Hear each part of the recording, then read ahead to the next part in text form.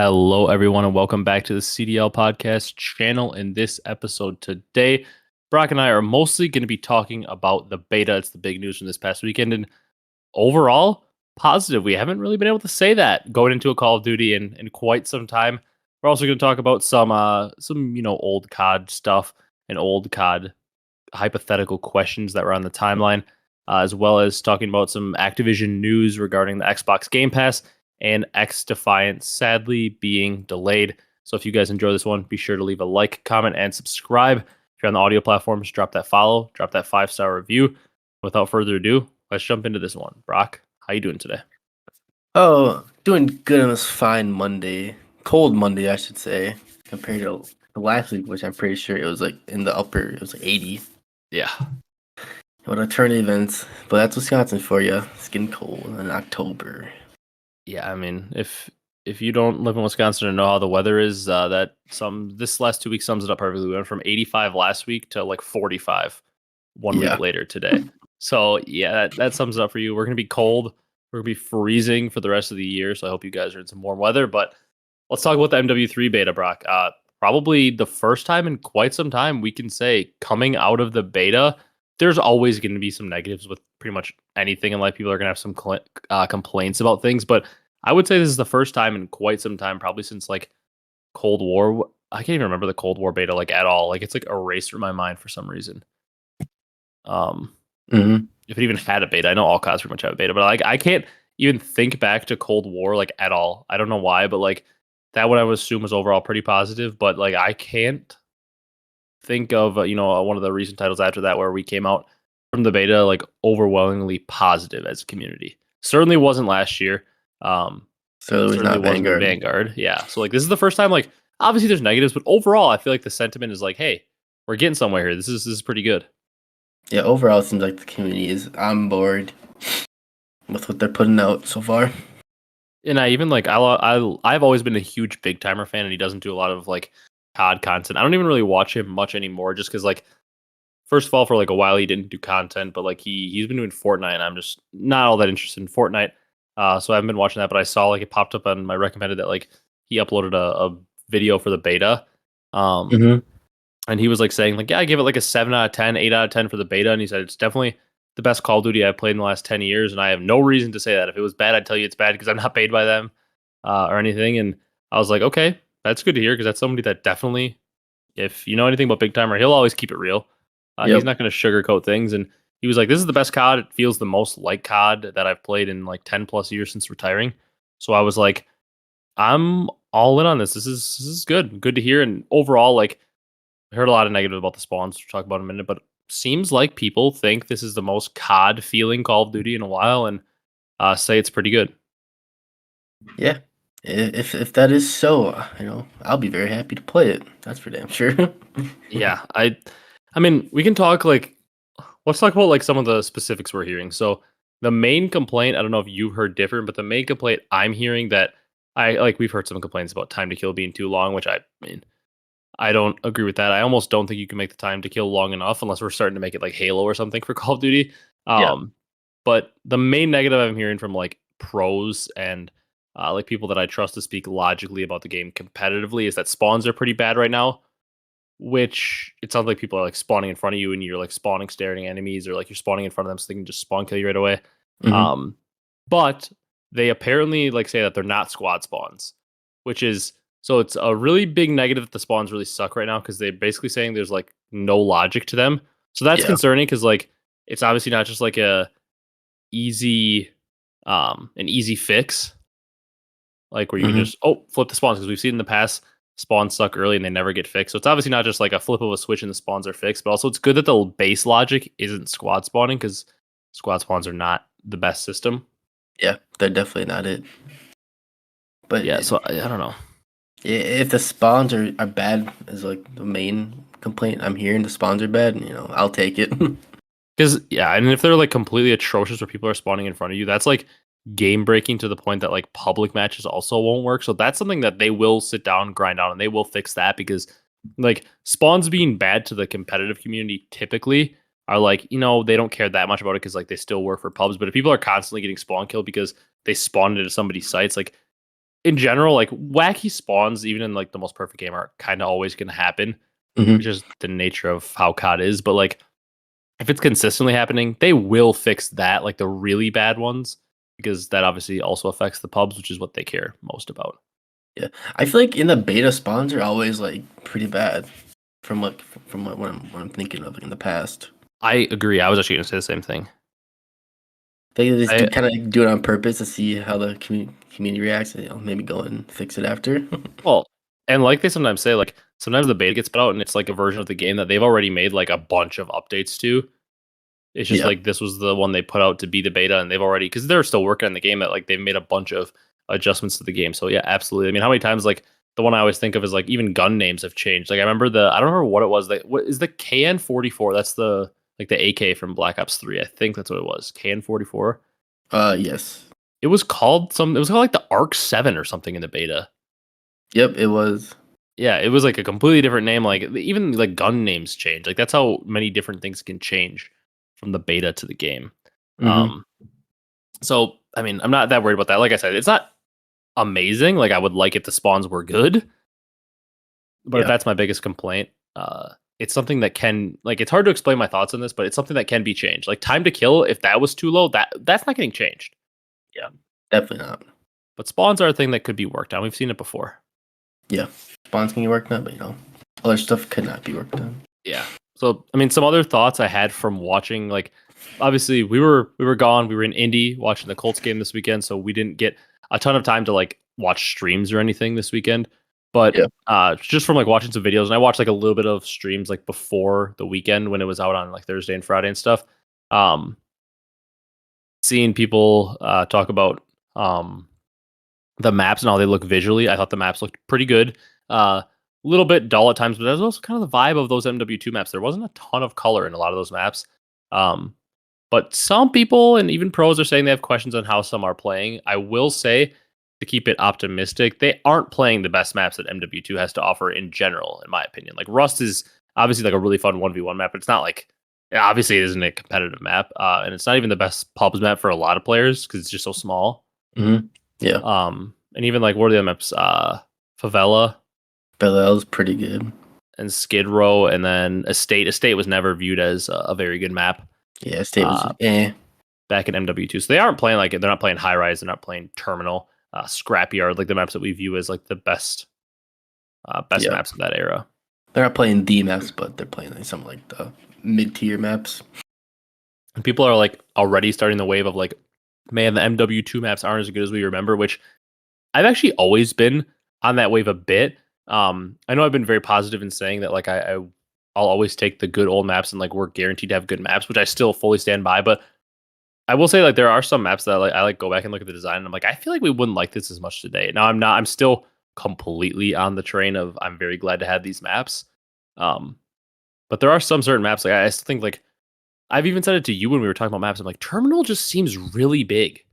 Like It is pretty. It is big. It's a bunch of people different always talk about areas. it. Yeah, people always talk about this is all time great map, but I'm like thinking about how hardpoint will work and like spawning it like those back behind like the metal detectors on the one side, like in the airport, and then like all the way back corner, like over behind the plane. That's a long ways from each other for a competitive map Yeah, in a it is a respawn. big map.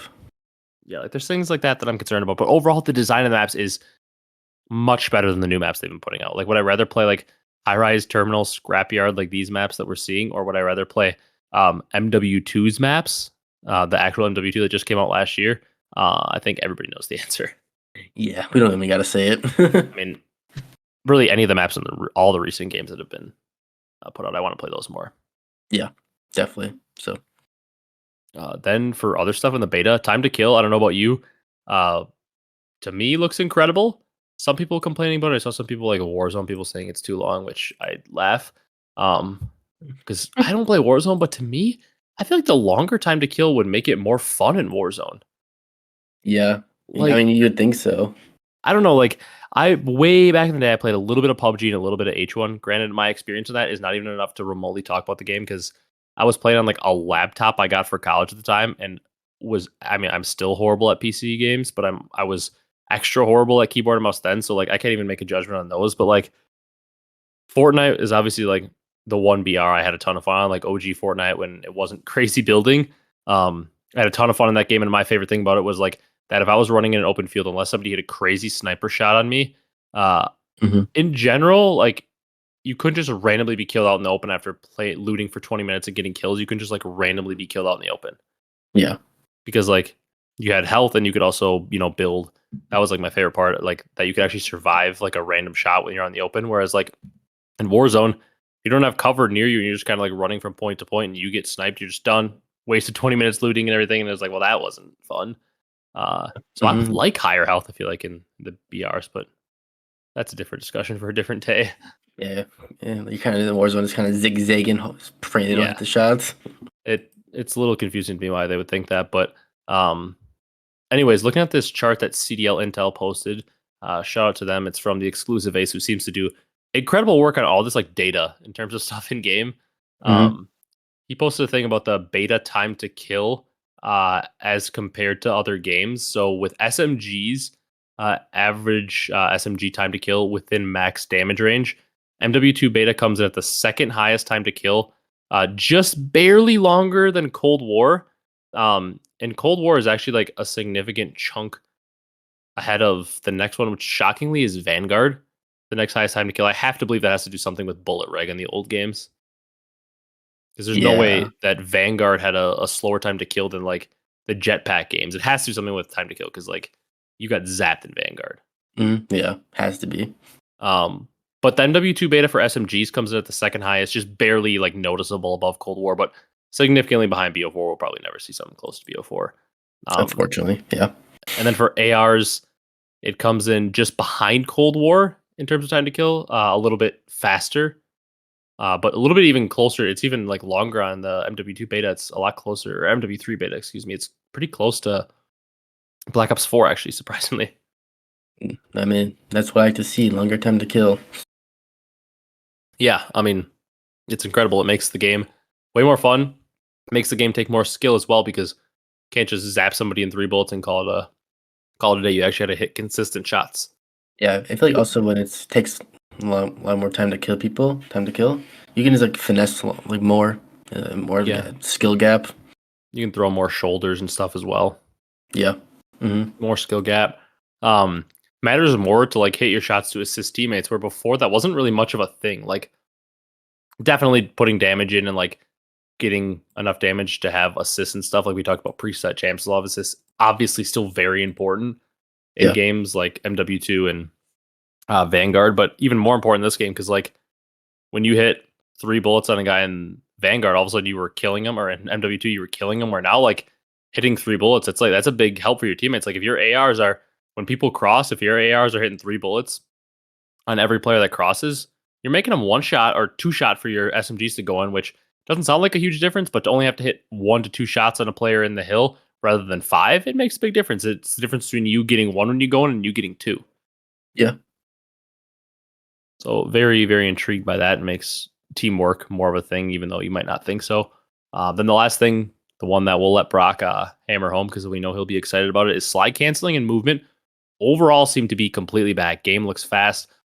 It looked faster COD Next though, because apparently, like in the beta, it seemed like there was a pretty big delay. People said it felt a little clunky, like when you would slide cancel, like you had like a delay to sprint, which has been a thing in games in the past, but I think it might have been like they were testing it, or it might have been like a little bit of an error because apparently something like this happened day one of the MW2 beta as well. Okay. Yeah. Yeah. I'm just happy. Slide canceling is back. Gotta love it. Super excited for it. What else can I say? Honestly, I like all that stuff.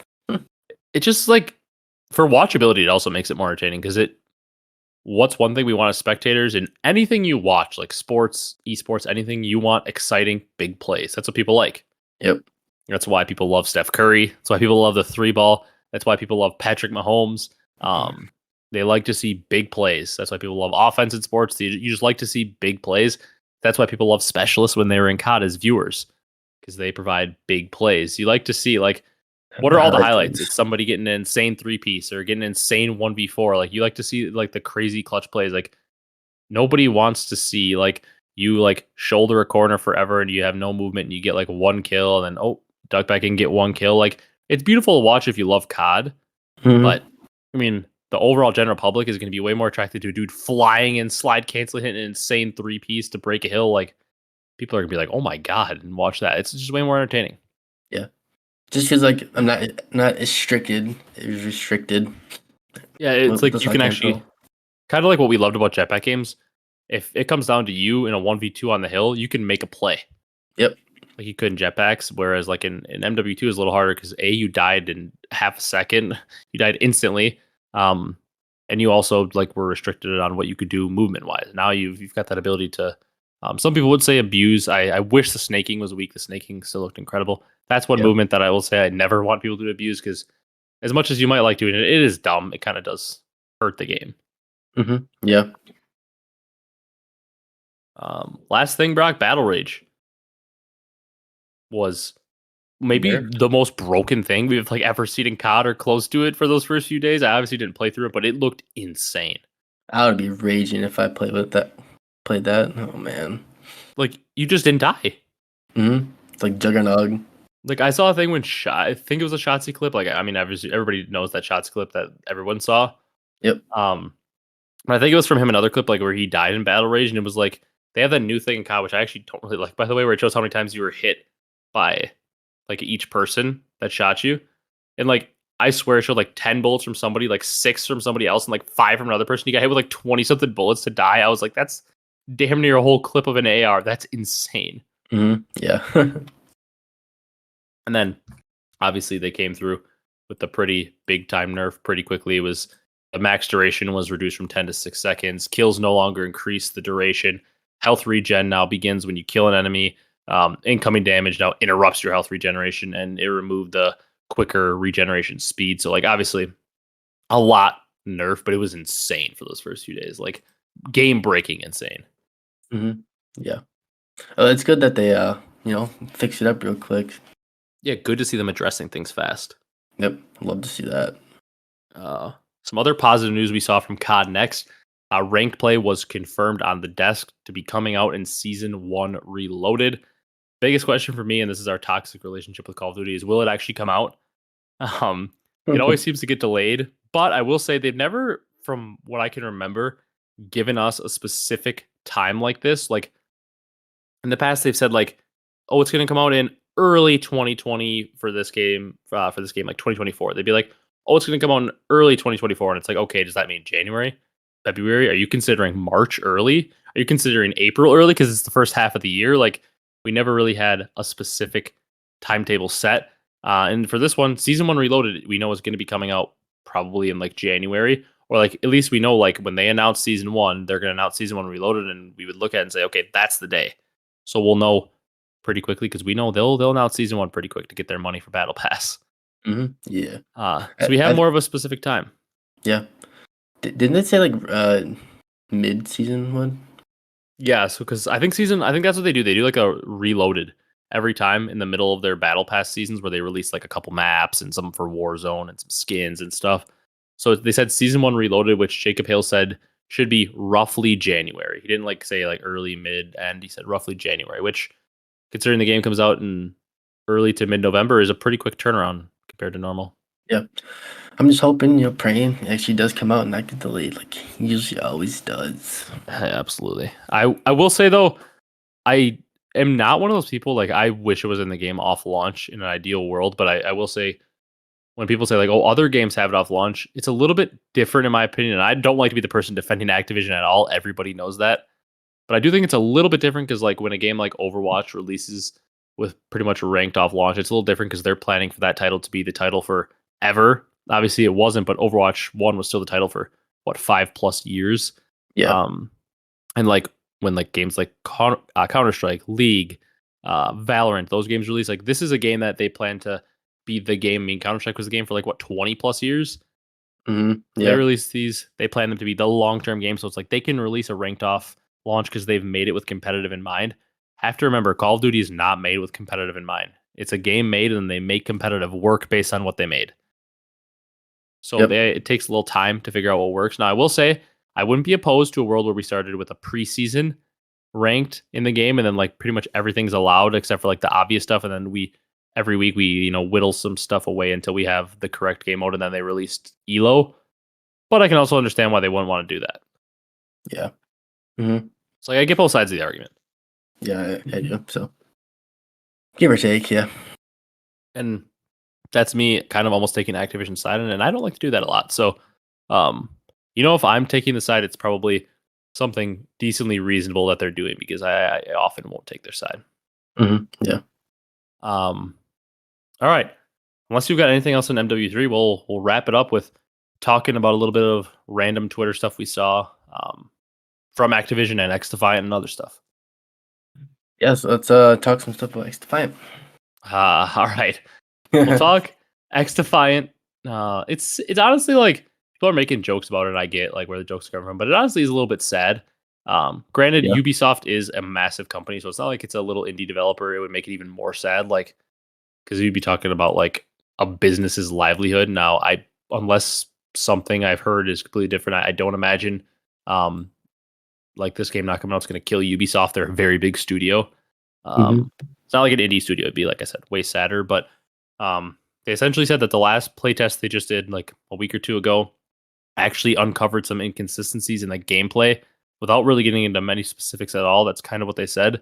But they originally said it didn't in the communication, like that they did following the playtest. So they said it was going to come out like in one of the next few days here.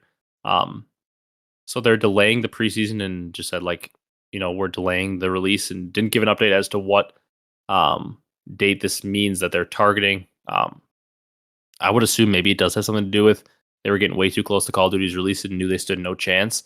Maybe they'll try to release it months and months down the road when Call of Duty's hitting more of a dead time, as it always inevitably does, like mid-season. Yeah. But it just sucks to see, because a game that had so much promise over the summer when that playtest kind of became available to the public and people were really hyping it up, if they could have just somehow had a way to drop it right then and there, it probably would have at least had months and months of hype and had a chance to survive into the Call of Duty cycle. But it's tough to see. Yeah. it was really a fun game. Like you said, like they put out now, comes out in a month, so it's gonna die within a month. So like, better to wait, shouldn't delay it even more than they already have been. Yeah, the sad part is I think I saw somebody say too, like they announced this freaking game in like 2021. So it's like, man, they maybe should have waited a little bit to announce what they were working on. If they, obviously, hindsight's 2020, if they would have known it was going to take this long and get delayed a bunch, they probably wouldn't have said it that early. So it's very easy for people to be saying that now, like you shouldn't have announced it so early. But I'm sure they wouldn't have if they had known that they were going to put a bunch of delays on it and stuff like this and have it come out years later. Yeah. So very unfortunate. I also will say, like, I've seen like Call of Duty fans on Twitter, whether you're like a competitive or pubs fan, like celebrating this, like, let's go, like COD's on top. And that, as a COD fan, you shouldn't be. You should want other arcade shooters to come out and be incredible, because all that would do, if you're truly just a pure COD fan, would be make COD better. Yep. Because like anything, if you're in whatever field you're in, if you're the best at what you do, and I'm not saying COD's the best at what they do, but they're easily the most successful in the arcade shooter world at what they do. Like, you will get better. Like, you'll get complacent, just like in anything. People get complacent if they're on top, but if somebody comes and challenges them, if they want to stay on top, they're gonna have to get better at what they're doing. Which, if you're a truly just like that hardcore of a COD fanboy, I guess you should want Defiant to come out and be amazing, because it would push COD to either get better or Defiant would take over. Yeah. So we want to see Defiant succeed, and then Kyle say, "Oh, let's get on our stuff. Let's start producing better games overall, quality." Yeah, exactly. All right. One fun question I saw on Twitter from Jacob Hale was, if these retired multi-time world champs came back for one season today, regardless of teammates, who do you think would have the best chance to win a chip? And the players listed were Apathy, Karma, JCap, and Aches. Obviously, there's a couple more like Crim and stuff for multi-time retired world champs. But these are the four that were listed in there, so we're only going off these four. Nameless put out a controversial tweet where he was like, Apathy, easy, no question. And Karma replied like the Jimmy Butler, like confused on the bench meme.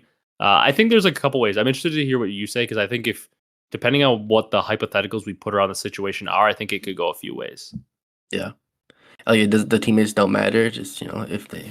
It says regardless of teammates. So I'm saying like let's say like just imagine they didn't have teammates. Like you just you don't have to think of who they'd be. Just say they get thrown into the perfect situation with the perfect teammates for them. We'll just say that, like, because it's all even. It's all even, and nobody gets a better team than each other. Okay. I would go with Karma because he has 3 rings just off the bat, and is definitely the greatest of all these players. That's to me that's one part of the argument. If you can just drop them all in with the same motivation, and the same like perfect teammates for them, I would agree because Karma of these 4 was the best player. Mm-hmm. As well as just like where their skills are at today. I think Karma could come in and really keep up. And I think Apathy could also. It seems like JCap, even in his like, besides his like early prime, which unfortunately I wasn't really watching as much when he was. People say he was like nasty in the OG MW2 and MW3 and Black Ops 1. Yeah. And I more watched COD like Jetpack era. He was an incredible player. People underrate him way too much. But he was more of like an IGL and just like calling everything and making every right play. So I don't know that I would pick him as much because he's not as much of a pure superstar. But once again, that intangible he brings, if you're arguing it's JCap, I can't argue. And Hecz, once again, if we're talking motivation is all even for these players, he's not a bad pick either because he's a 20-time champion and 2-time world champion for a reason. Mm-hmm. Doesn't happen on accident, but people were flaming him. But I don't know if you agree with me, but I actually think Apathy, if you're talking about like they just come back with as who they are today, I don't think saying Apathy is the best pick is as crazy as like people were flaming Nameless for. Yeah, I don't think that either.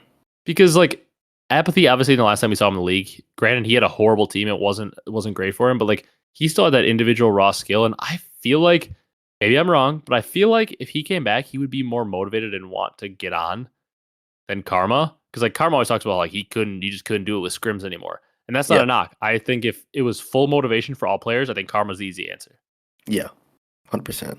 But like with where they are at now, I feel like Apathy would be more motivated to come on and grind. So I get what Nameless was saying because then that's what he said to Karma. He's like, "You're not getting on to scrim, bro." Mm-hmm.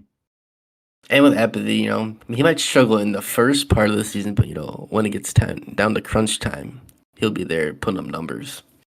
And also for people that don't remember Apathy, his playstyle, like if he came up and was like the player he was in Black Ops 3 now, his playstyle fits perfectly into modern day Call of Duty. Oh yeah, just super fast, super aggressive. Like slide cancel era, if he was in his prime, would be perfect for like. Remember Jetpack Apathy? I remember like watching him. I was like with the VMP and Black Ops 3. Like as I was really getting to know competitive COD better, watching him in like towards the end of the season, Black Ops 3. I was like, this dude is the straightest shot ever. Like he was so good at Black Ops 3. Mm-hmm. Yeah, he was very, very good. So I do see the logic. People were like saying it's definitely Karma, where if you're talking like how the players are now, I saw the logic for Apathy. But if we're talking every player comes out at their peak motivation and peak performance, I would have to go with Karma because he is undoubtedly the greatest of the 4 players when you're looking at all time. But once again, if they're all coming out at their peak, they're all multi-time world champions for a reason. You can make a legitimate argument for any of them. Yeah, kind of can just pick one and he'll find a way. Yeah, I mean these guys didn't become multi-time world champions on accident. Yeah, they definitely did not. Because I just don't think you can do that. No. Last thing we've got to talk about, Brock. I'll read the statement here quick, but Activision apparently is expecting to start adding its games to Xbox Game Pass in 2024. So I have the statement here that I saw posted. So it was from the Activision Blizzard account. They said, "It's awesome to see anticipation building for Call of Duty Modern Warfare 3. As we continue to work toward regulatory approval of the Microsoft deal, we've been getting some questions whether our upcoming and recently launched games will be available on Game Pass. While we do not have plans to put Modern Warfare 3 or Diablo into Game Pass this year, once the deal closes, we expect to start working with Xbox to bring our titles to more players around the world. And we anticipate that we would begin adding games into Game Pass sometime in the course of next year." So saying 2024, and the best and most interesting part about that for us, I mean, Xbox and PC Game Pass kind of works the same. We both have an Xbox and a PC. Yep. The best part about this is it, like the way that they're talking, this is from the Activision Blizzard account, not the Call of Duty account that tweeted this. So like, this is sounding like most, if not all of their premier titles that Activision releases, which includes like story games and stuff, could all be on Game Pass, which would be massive and would make it even worth money more now for like PC players and Xbox players, Oh yeah, definitely. including all Can't. old COD and stuff. If they start doing that in 2024, ooh, might have to hit the Game Pass up. Yeah, like whatever it is, $10 a month or whatever for it. I mean, it all of a sudden becomes worth it because if you think about it in the long run, like if I was gonna buy 3 titles from Activision anyways, I'm already instantly saving money. Mhm. $120 a year as compared to like if I was gonna buy 3 games, $70 a piece. That's already $210. You're technically saving money in the long run and also just providing easy access to so many games All over the types of course of the games. year. And even the old games, like it gives you the access to easily install because like I own all the old CODs, but they're all on disc. So it would be nice, if they're all in Game Pass and I could just install them digitally and never have to worry about throwing the disc in again. Yeah, that is a nice perk. Yeah. So that is very intriguing and a big W. And from what I remember, seems faster than what we originally thought. A lot of people were originally thinking like 2026. Yeah, I Now think there I is no saw. guarantee that it's coming. Yeah, I think I saw 2025 too. Yeah. Which they're saying 20 like over the course of the next year, so hopefully by like end of 2024 because we're already, as weird as it sounds, almost towards the end of 2023 here. Hmm. But obviously, once again, they said they are targeting to have this done. We know what the legal process, that's what they're still going through and mainly waiting on. That can take an awfully long time and longer than people sometimes expect. So we surely hope it's in 2024, but with legal stuff and getting everything set, it's definitely not a guarantee by any means. Yeah, definitely. All right. Excited for that though. Yeah, I'm really excited also to play the beta. We'll have some more concrete thoughts coming to the pod next week because both you and I will be able to play the beta Hmm. this weekend instead of just watch it. We'll be able to play Yeah, it. So yeah. very excited to get into that. One thing watching the beta, but playing the beta. Ooh, I'm just nah, excited to play High play- Rise because that's coming out this weekend, I believe, in the beta. yeah, I'm excited to Which just play COD again because I haven't been playing COD since that MW2 kind of sucks.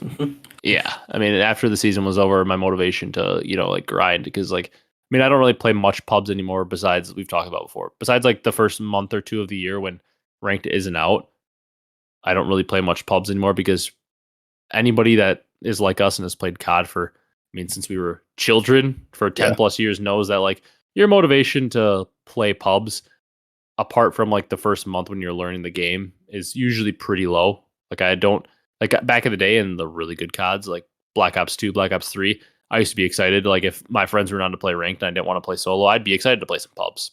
yep, Now it's a little tougher to want to just hop on and pub stomp. Much past the first month or two, but beta is always very exciting. I'm excited to jump into it and maybe we have a game that's going to make me excited to pump stop again. maybe, just maybe. That is the plan. And we've talked about it before too, but you played more MW2 like original than I did. I mostly got into COD from Halo Black Ops 1, which was obviously just Hmm. after MW2 was a new game. So you know the maps better than I do. I know some of the maps in general, like I know the main ones like High Rise, Terminal, Scrapyard, Rust, those kind of maps, but I haven't played these maps as much. So like they're not new to me because I've played all of them at least a few times and know them, but in a way they are a little new to me because like the little nooks and crannies and like little cheese stuff, I'm not gonna know right away. So it's also gonna be fun for me to learn that a little bit. Yeah, definitely. Does when I first played that NW2, I was like 11. Yeah. And I did play like a couple years, but it wasn't brand new, so I didn't like grind it. I just like play pubs here and there or like quick scope with like you and some other friends. We'd do like random like Rust 2v2 intervention Yeah. quick scopes and stuff like Hmm. that. Yeah. Back then, I was lucky. I was happy to get 5 kills in a game. Yeah, I thankfully wasn't as bad when I played it because I had played COD for a few years when I went back to try it, but I still wasn't good. Mhm. Um, Yeah. I was just, but those were the days when you were like hoping to go even or better in pubs. It's like all you care about. You just wanted to have a 1 KD at least in pubs when you were learning the game. Yeah. Back when To a 1 feel. KD was an accomplishment in pubs. Hmm. Yeah, literally just like getting 1 kill, just like the feeling of getting the kill back in the day when you're little. Yeah. Yeah, we can wrap it up, but we could also. Have you ever told people on the podcast your story of your Black Ops 1 experience? Have I? I don't. I feel like you haven't said that. You might have maybe early on in the podcast, but you've definitely I, told it to me before. But where because you have I an don't. older brother, obviously, Yep. who played Xbox before you. You Yeah, the want to tell block. him about Yeah. what you did on Black Ops 1? Yes, I'll tell him the Black Ops 1 experience that I had, which I thought I was the greatest player, but yeah, I'll tell it. All right, so loading up Black Ops 1 for maybe the first couple times. I load into I think I clicked combat train on accident, instead of the online matches. And I was like just thinking, making my classes, not thinking anything of it. I'm like, it's really weird that I can start a game. Like why would I have the choice to start a game if it's an Yeah. online match? So I go play, just running around killing everyone. I'm like, why am I doing so good? Because I wasn't very good at COD. I was like, why am I doing so good? Come to find out, playing against bots. And you thought you were the greatest player of all time. Yeah, it's so weird because in Black Ops 1 you you level up too, until Yeah. 55. So I was like super confused. And also, people got to remember, you're like 10 at the time and I barely played video games. And to us at the time, it makes it sound like boomers, but to us at the time, like Xbox Live was a new experience. It Like, we were was, playing yeah. on 360. We were 10 years old. We didn't know much about online. We just knew you could play against people online. Hmm. Uh, and you were super young, never played COD before. You just happened to, click on combat training. You think you're playing online. I remember one time, I don't remember what we were doing, but like on Xbox, you can go back and look at like really old clips. I remember one time we went back because like on your old account, you had it like recorded. Like you were like, I was nasty. And it was like we were just imagining you back in the day recording it because like it was a combat training because we noticed the names had like the 3 arc Yep. in the clan tag, which always was like the bots in that game. I remember we watched a clip of you like quick scoping a bunch of bots and like missing a ton of shots, but like you were killing them all because once again you probably had them on like recruit bots. So like as long as you could basically somewhat shoot a gun, they couldn't kill you. Yeah. And you were like out there just destroying recruit bots. We watched a clip of it and we were like thinking about you back in the day. You probably were like recording this thinking you were gonna join Faze or something. Yeah. Because you thought you were Literally. like destroy people online. Little did you know you were just playing combat training. Yeah. Yeah, I found a way I could start the game, but never thought anything of it when I was 10, 11 years old. Yeah. You're not wrong though. That was kind of satisfying because I also would just get destroyed and that was like my first like real COD I played when it was new was Black Ops 1. So like I would get destroyed playing online. So like going into Mhm. combat training and be able to like do well and still level up and unlock stuff was like really fun. That was a cool feature that with how noob friendly they are today, you think that they would maybe bring that back. Yeah, it really was fun just for a little bit there. Yeah, way to like get a little bit better at the game without getting absolutely destroyed online. Yeah. Just, just practicing if you don't want to, if you're that worried about, getting Worried about your stats, messing your maybe. stats. Yeah. Yeah. All right. So, yeah. Interesting little story time there. So uh that's about all we got though, if you're ready to wrap it up. Yeah. Ready to wrap it up? All right. That's gonna do it for this one. If you guys enjoyed, be sure to leave a like, comment, and subscribe on YouTube. Drop a follow, drop a 5-star review on the audio platforms. We'll come back at you next week with another episode, probably more thoughts on the beta because we'll finally get to play it and see what changes they make. The countdown has started, folks. We are about to play the beta this coming weekend, and then we've got after this coming weekend, we've got about 3.5 weeks until the game comes out, which isn't still the prime time to be making the podcast, but we can see the light at the end of the tunnel because then we start to get into a scene like scrim results, and we get to see like hopefully a kickoff tournament, and then quickly before we know it, we'll be into the season. So the light is at the end of the tunnel. We're not in June anymore, where the season wrapped up, and we've got 6 more months. We can see the release date at the end of the tunnel, and then from there, we can kind of just in the distance see the venue getting set up for the first tournament. So Yep. we're getting there. Thank you for bearing with us in the off season. We look forward to bringing you a lot of bigger and better things in the podcast this year, but we just appreciate those of you that keep tuning in the off season. Yep. Appreciate it. So that's going to do it for this one, and we will see you next week with another episode.